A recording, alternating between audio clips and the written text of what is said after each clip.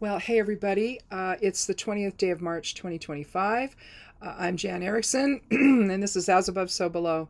Now, I've already started this once. I'm going to keep everything I've got.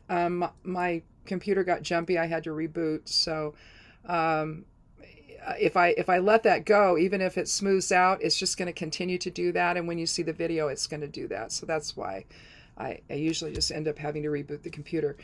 We're also in Mercury retrograde still, so there you go. Um, we also had the equinox at 2:01 a.m. my time. And one of the things I always recommend on the equinoxes is to do a Degas ritual. And so, of course, I when I was drawing the runes, I drew from the Elder Futhark bag for the above side. I drew Degas, which I was like, well, that's interesting. So there must be a real emphasis on the ending of one period and the beginning of another one, with all options available, all doors open. That's what Degas is really all about. A new day, awakening, endings and completion, and begin. So endings and beginnings, and then I drew Pur for the Geomancy rune, which is one of the youthful energies. Pur and its complement Puella.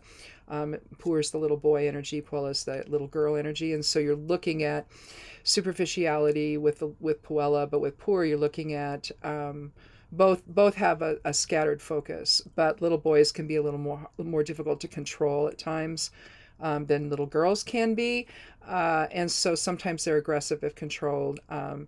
So they don't want to be told no. They don't want to be told they can't do thus and so. And so with Degas, starting us out on the higher self side, the idea of awakening to something different. I mean, on the one hand, you could say, well, this could be a period where a lack of self-control is happening. And sure, on the government level, the federal government level, that's certainly happening. Lots of illegal stuff going on there. So we'll have to see what happens, how long it takes to get them under control, so they're not harming the country anymore, or if it's even going to be possible. We don't know yet. And so, but honestly, looking at the cards, I think that because I got that far in the reading, I drew the cards, did the numerology, the whole thing. We actually have an 11 numerology, which is awakening and enlightenment. It's a master number 11. So it's a higher vibratory reading to begin with. But it could be that what we're doing is we're controlling our own lack of impulse control. We're having the opportunity to do that so that we can then move forward in a more positive direction. And when you look at the cards, I think that's what it means. I don't think it means that it's opening the door to a lack of impulse control on the individual's part. Now, again, we're having to deal with that right now and cope with a lot of people losing their jobs and somebody's decision. Okay, I guess we'll just shut down the whole federal government. It's like, how do you do that? Anyway, they're doing it, and you just do it, I guess. And then you go to court, and the judge says no, hire him back, and so anyhow, so we're having that kind of antagonistic experience on the federal government that's playing out right now. So I mean, it could have something to do with that, but I don't think I'm going to read it that way. We have the King of Swords, we have Death, and we have the Two of Cups for the cards today. And again, the overall numerology ended up being 11. Again, the master number for awakening and enlightenment, or as one guy out there in the world who seems to think he has a lot of control over everything calls it the woke mind virus. It's like, oh, come on, don't be stupid. That's just dumb. But anyway, it's like, oh, gee, you want to be empathic. You want to be, or you want to show empathy to people. You want to show compassion to people. That's being woke. It's like, well, okay, then count me in. But anyway, I want to take a look at the card of Death first, because I think it aligns really well with Degas. And the reason I say that is because here you see between two towers, you've got the sun rising again. You see the king dead on the ground, death rides through. You see this is this blue. This is it should be red for the river Styx or whatever, but it's blue, and you see maybe the ferryman's boat there to carry the body of the or the soul of the king onto the over the rainbow bridge and into the afterlife. Well, you have the priest here giving last rites. You've got probably the queen and probably one of their kids there. She's bereft, and he's looking at at death riding through on his horse. You see a focus on physical reality. If this was turned this way, you would see the pentagram there in the rose. Here you see it upside down, which just means that he's dealing with physical reality instead of spirit. That's all that means. But basically, death is about transformation. It's and change and new opportunities, rebirth, if you will. So it's not a negative card. It doesn't necessarily mean somebody's dying. It just means that you have a rebalancing. There's a new day. And then with Degas, it's about a new day. And the end of one phase and the beginning of another. And again, all options are on the table. All doors are open. So, it's a interesting card, I think, to align with here. Because in a sense, when you look at this, you see a period that's ending and a new one that's beginning with the sun rising between the two towers right there. And anytime, again, you see, and in the background here, this is likely the town, even though it's in black, it's likely the town or the kingdom or whatever. But there's a new day dawning, when the king dies, you have a new king take over, or maybe the queen takes over or something back in the day. And so you have a new period beginning. And so I think that the card of death just solidifies that here, that we're in a moment of a new beginning with the equinox here, with the light time being balanced, with dark and light being balanced, and now the light is going to start returning. You're going to have longer days as they go on here into summer. When we go into the fall equinox, where we do that all over again, only in reverse, right? But with respect to an awakening of sorts, here you have the King of Swords. Now, the kings are authority figures, obviously. They're in charge. They're the boss. This could either indicate you or someone else in your life, maybe a boss, an employer, that maybe isn't quite honest with you. You see, instead of the Queen of Swords, where her sword is straight up and down and she's beckoning people to come to her and to tell her the truth, and she's not going to do well if you lie. This guy may lie. And so you may be in a period of awakening where you're starting to understand the lies that are being told. And again, whether this is countrywide or whether it's just in your personal life, there could be somebody that you may view as an authority figure, where they're not being real honest with you. And so, it could be an employer, and maybe you decide this transition with death, you decide, well, you know what? I'm done here. I'm going to go look for another job, or I'm going to open my own business, or whatever it is you're going to do. The new opportunities are there to do that with Degas and with death. But the king could also be you, where maybe you've not been as forthright as you need to be. And so a change needs to happen. A transformation needs to happen. So either externally or internally, you may make a change with death. You may transition to something else where a rebalancing takes place. And here we have the two, which means balance. It means love, healing, reciprocity. It can mean all those things, but at the same time, we see the couple here. They're out away from their home. You see this dual line here. You'll see that in some of the cards in the Rider-Waite, where you're literally talking about two different places, and it looks to me, when I see this card, it just means the couple's had some issues. And given that it's cups, you're talking about healing and love and compassion. It's the water element. Motivation, change. And so again, we have change here, dramatic change here, where something happens. and either as a result of somebody you're dealing with that's being dishonest or not particularly forthright about something, or that's you doing it. So either you're experiencing a change within, either way, where you say, you know what, I'm not going to deal with this guy anymore, or I'm going to be different. I realize now that that's not getting me anywhere. And so here you have the man who steps toward the female, the woman. He also reaches his hand out while they both hold their chalices out. In balance and healing. You see the caduceus here. You see the winged lion. All of that's about healing. And so something's happened between the couple. And now they're getting out away from the house where maybe that's where it happened. And they're getting away from everything that's emotional and triggering and all of that. And they're stepping out away so that they can come together again in healing and love and balance and reciprocity and compassion for one another.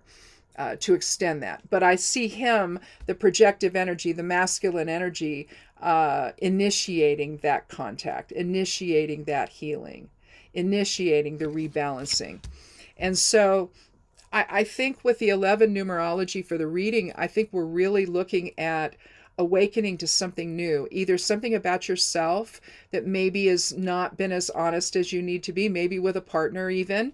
With the 2, it might indicate that, and you're willing to reach out and come together in a neutral location so there's nothing triggering any arguments or anything else, and just get away from it so that's not, you're not having a constant reminder while you're having that conversation. And just say, look, I'm sorry. You know, I overstepped, or I did something I shouldn't have done. I wasn't as honest with you about something as I should have been, or maybe I just I took advantage of your feelings for me, and whatever it is. But you come together with intention. You make that decision. 2 is also about decisions. And so you make that decision to do that. Again, in a neutral location. You don't want to do it in the place where the fight happened, right? Or the argument, or the hard feelings, or whatever. And you allow, but what has happened in the meantime, prior to this, is you've made the decision to do that. And that transformed you from a higher perspective, essentially, where you now understand I can let go of the stuff that's not working, and I can embrace something new, and anything can happen at that point, right? As you do that, new opportunities for an improved relationship with somebody, you know. So I think that this, although I think we could probably talk about this from the standpoint of what's happening in our country right now, as ridiculous as all that is, I really think that this has to do with the individual awakening to something in your life where you need to fix it. You know, you need to take your own inner authority and manifest it a little bit differently than the way the King of Swords is. Swords is about communication. Again, we're in Mercury retrograde. We're also in Venus retrograde. And so you may be reevaluating the relationship and how you behave in it. And with the Death card, it's talking about significant transformation. With the return of the light after the equinox, we have more light coming in, right? So you have more awakening to do, if you will, to who you are in that relationship, who you want to be, and so if it is you that's maybe not being as honest as you need to be with a love partner, then you need to change that. And the Death card is suggesting that the time is now to do that, as the light is returning, as the light is illuminating things about yourself that you need to work on. You know, it could be something like that. I don't know that it has to do with a job. Maybe if there was an Earth element card from Pentacles here as the last card, I might say that. But I suspect this has to do with a miscommunication. And if it's happening all the time, it's not just simply because of Mercury retrograde. Sometimes those miscommunications can be It can be part of an agenda that's maybe a little manipulative. You want what you want, and again, with this poor energy, maybe you're not necessarily, you're going to find some backdoor way of doing it, where you're not completely honest, but now you realize that it's damaging the relationship, and so you need to be. And so you go through the transformation with death, and you come back together and you heal with that person, and you initiate that healing. You're the one that initiates that and takes responsibility for whatever was going on, for the argument that happened, the hard feelings, the tearfulness, whatever happened. You be the one to step forward and initiate that, especially because if you're the one that actually caused it. So this is just a time of, a lot of symbolism here with the 11 and Dagaz. So, Dagaz being the 23rd rune of the Elder Futhark. 23 is a 5 numerology, so that's change. It's also protection. So the changes that you make protect the future, essentially, with Dagaz. So I think again, it can go several ways here, but I think I'm going to settle on that one. I think that seems to be, I'm getting the strongest feeling, in other words, for that interpretation than the others. Because again, you could say some transformation and awakening has to happen vis-a-vis what's happening in the government and what will ultimately happen to a bunch of people here in this country, seniors, disabled, people, anyone on Medicaid, lower income people on Medicaid, all of that stuff. The Department of Education, they've already filed lawsuit to stop that. They're going to do away with that. They're going to begin he's ordered that which he can't do because it's a congressional thing. I mean, it's just nuts, right? So eventually a judge is going to tell him no, and it'll get to the Supreme Court, and hopefully they won't, short circuit and say, oh yeah, do whatever you want. I don't think they will, because the Constitution is still the Constitution, right? And so maybe the healing that we do, if that's the case, maybe the healing that we do is between the right and the left, and we realize that it was never about us versus them, the right versus the left, that it's about all of us versus the mobster class, the billionaire class, the organized crime class that seems to want to control the world, and now is visiting that us on the people in the United States. So, so I think you can look at it both ways, but honestly, I think for today, see how it resonates for you. To me, it just feels more personal, in your personal life, and not to do with this craziness that's being imposed on all of us. So, but again, see which way it resonates, and if not, then it may be explaining a situation you've just experienced, or it could be something that's coming. So where you're going to have to make a decision like that, and be the one to accept responsibility for whatever harm you've caused your partner, and be the one to say you're sorry first, and to start that conversation. So anyhow, I think that's it for a Thursday. Thanks for watching, and happy Ostara. I'm going to go bury an egg out by the garden, and like I do every year, for fertility and growth in the garden. And it's just a simple thing you can do if you don't have a garden. You have maybe a flower bed, you can go bury an egg there. It's just symbolic of that. And have a wonderful day. And if you're having an Ostara feast, then if you've still got stuff from the garden like we do, I made a soup the other day. We're finishing that up today, and so we've kind of we started celebrating it early, and it's all from last year's vegetables, and that we freeze, and so it's kind of nice just to eat something that is almost all of it you grew. So it's kind of a fun thing to do. Anyway, do something like that today, and just enjoy yourself. Enjoy your time with your family and your friends, and if you can do that, and just remember, the light returns. It's increasing tomorrow. So see that as you wish. Anyhow. So I guess that's it. I check out the blog on Sunday. The new stuff comes out every Sunday morning in the midnight hour. And I also do a write-up of these, just the reading notes for the video here for the reading. And that all goes up over at Stepping Aside. The web address is imsteppingaside.com. If you forget, click on more below the video and a window will open. It'll be right there at the top. And then come back again on Monday for another edition of As Above, So Below. Be good to yourself, be good to one another, and blessed be.